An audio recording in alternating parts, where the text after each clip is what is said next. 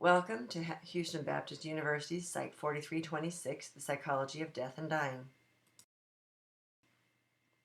Reminder, these presentations are only intended to highlight some important or difficult points from the chapter.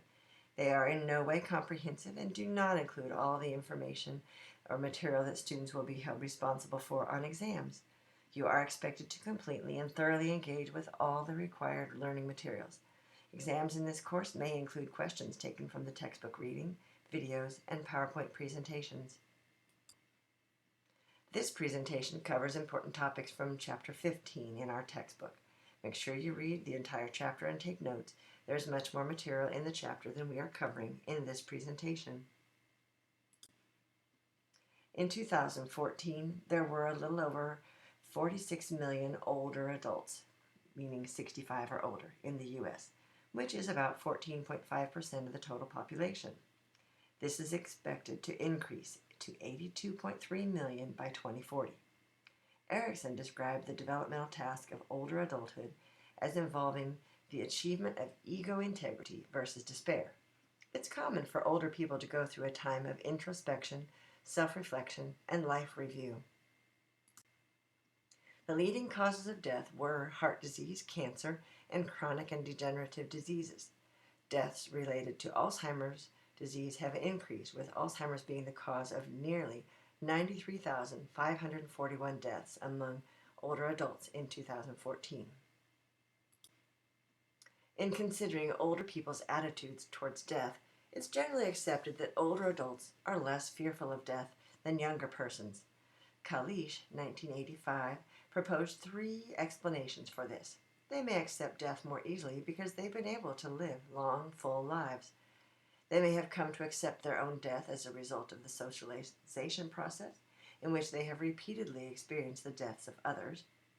They may have come to view their lives as having less and less value than the lives of younger persons, and may not object so strenuously to giving them up. Most older adults want to die at home without pain and without becoming a burden on their families. As much as possible, older adults want to continue to take part in decisions about their own lives. This autonomy may require some negotiations on some difficult decisions, such as when to stop driving, when to sell the family home and move to a senior living facility, and so on. The biggest need of older adults is to be reassured that their lives still hold value. Most older adults have experienced many occasions for bereavement. Such losses may include the loss of a cherished home, a pet, loss of an occupation, disability, loss of health, deaths of spouses, siblings, friends, and so on. They may even be exposed to bereavement overload, in which they don't have the time or other resources needed to process their grief and mourn one loss before another occurs. As one gets older, it becomes more and more likely that elderly parents may experience the death of an adult child, which can be very difficult. A child is always your child, no matter their age. The loss of a grandchild or great-grandchild can be devastating, yet grandparents are sometimes described as forgotten grievers, as they are both connected to but distant from the events and the loss.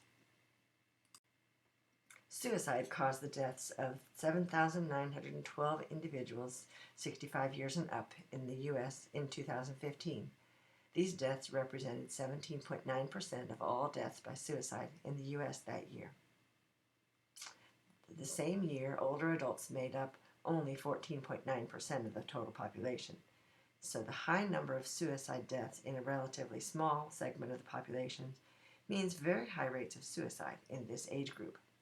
Factors include depression, the life review process results in despair, physical or mental disability that limits functioning or independence, loss of a significant other, and institutionalization.